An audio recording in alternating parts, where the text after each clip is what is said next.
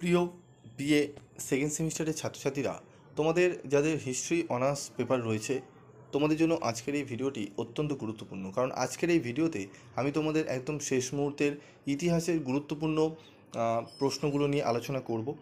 তো হিস্ট্রি যাদের রয়েছে তাদের বলবো, তোমাদের আগে কোশ্চেন প্যাটার্ন আমি একটু বলে নিই। তোমাদের কোশ্চেন প্যাটার্ন অনার্সের ক্ষেত্রে রয়েছে 20 নম্বরের 3টি প্রশ্ন এবং 5 নম্বরের তোমাদের 3টি প্রশ্ন। তো প্রথমে আমি তোমাদের 5 নম্বরের স্টার মার্ক করা প্রশ্নগুলো বলে দিচ্ছি। এই প্রশ্নগুলো প্র্যাকটিস করলে বা করে গেলে তোমরা কিন্তু 100% কোশ্চেন কমন পাবে। তো দেখো কি কি প্রশ্ন রয়েছে। প্রথম প্রশ্ন, নব্যপ্রস্তর বিপ্লব বলতে কী বোঝো? নব্যপ্রস্তর যুগের বৈশিষ্ট্য বা সংস্কৃতি আলোচনা করো। প্রাচীন মিশরের স্থাপত্য সম্পর্কে আলোচনা করো। স্টার মার্ক রয়েছে, প্রশ্নগুলো অবশ্যই করবে যেগুলো স্টার রয়েছে। মধ্যপ্রস্তর যুগের বৈশিষ্ট্য বা সংস্কৃতি আলোচনা করো। নিম্ন পুরাপ্রস্তর যুগের উপর সংক্ষিপ্ত টিকা লেখো। প্রাচীন মিশর, ক্লিওপেট্রা ও নেফারতিতির অবদান লেখো। স্পার্টার নগর রাষ্ট্রের সংক্ষিপ্ত পরিচয় দাও। পুরাপ্রস্তর বা প্রাচীন প্রস্তর যুগের প্রধান বৈশিষ্ট্যগুলি বিশ্লেষণ করো। গ্রিক ঐতিহাসিক থুকিডিডিসের অবদান আলোচনা করো। প্রাচীন রোমের ব্যবসা বাণিজ্য সম্পর্কে আলোচনা করো। কৃতদাস হিসাবে স্পার্টার হেলথের পরিচয় দাও। প্রাচীন মিশরের সাংস্কৃতিক জীবনের বৈশিষ্ট্য আলোচনা করো। যেগুলো স্টার রয়েছে সেগুলো কিন্তু ভালো করে আগে রেডি করবে, ঠিক আছে? স্টারগুলোই পড়বে ভালো করে। প্রাচীন মিশরের অর্থনীতি সম্পর্কে আলোচনা করো।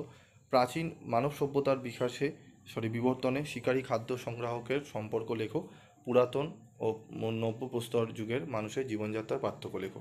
এই 14 এবং 15 নম্বর স্টার মার্ক করা প্রশ্নটি পড়বে ভালো করে, ঠিক আছে? তাহলে 14 এবং 15 নম্বর প্রশ্ন পড়বে। 9, 10, 11 5টি প্রশ্ন হলো। তারপর রয়েছে তোমার 5 নম্বরের প্রশ্নটি এবং 4 নম্বরের প্রশ্নটি আর 3 নম্বর। তাহলে 5 আর 3 টোটাল 8টি প্রশ্ন হলো। এই 8টি প্রশ্ন তোমাদের কিন্তু ভালো করে পড়তে হবে। তার সাথে তোমরা এই 3টি প্রশ্ন ভালো করে করবে। প্রাচীন চীনে সাং আমলের রাষ্ট্র ব্যবস্থা আলোচনা করো। গ্রিক দার্শনিক সক্রেটিসের কৃতিত্বের মূল্যায়ন করো, অথবা প্রাচীন গ্রিসে সক্রেটিসের অবদান আলোচনা করো। স্পার্টাকাসের বিদ্রোহের ওপর সংক্ষিপ্ত টিকা লেখো। এই প্রশ্নটি ভালো করে করবে, ঠিক আছে? তারপর দেখো, সোলনের সংস্কারগুলি বিশ্লেষণ করো। প্রশ্নটি অত্যন্ত গুরুত্বপূর্ণ, প্রশ্নটি ভালো করে তোমাদের কিন্তু করতে হবে, ঠিক আছে? এরপর দেখো, আমরা 20 নম্বরের প্রশ্নে চলে আসবো। 20 নম্বরের প্রশ্ন, পুরাপ্রস্তর বা প্রাচীন প্রস্তর যুগের প্রধান বৈশিষ্ট্যগুলি লেখো। প্রাচীন রোমে দাস ব্যবস্থা সম্পর্কে আলোচনা করো।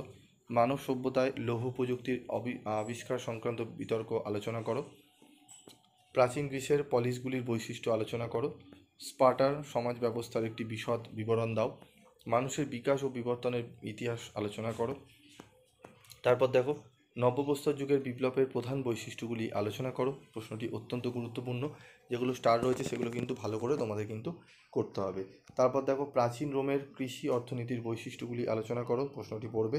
তারপর দেখো, প্রাচীন গ্রিসে ট্র্যাজিক নাটকের বিকাশের ধারাগুলি আলোচনা করো।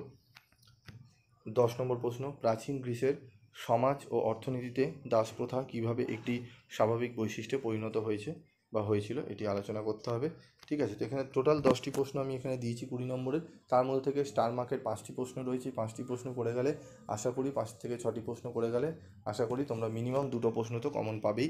এবং যদি সব কটা 10টায় করে যাও, 3টে প্রশ্ন তোমরা কিন্তু কমন পেয়ে যাবে। তো এই প্রশ্নগুলো ভালো করে রেডি করো, এবং তোমাদের আর কোন কোন সাবজেক্টের লাস্ট মিনিটের সাজেশান লাগবে অবশ্যই কমেন্ট বক্সে লিখে জানাবে। আমি তোমাদের লাস্ট মিনিটের সাজেশানগুলো দিয়ে দেবো। আজকের মতো এটুকুই। দেখা হচ্ছে পরবর্তী ভিডিওতে। সকলে ভালো থেকো, সুস্থ থেকো।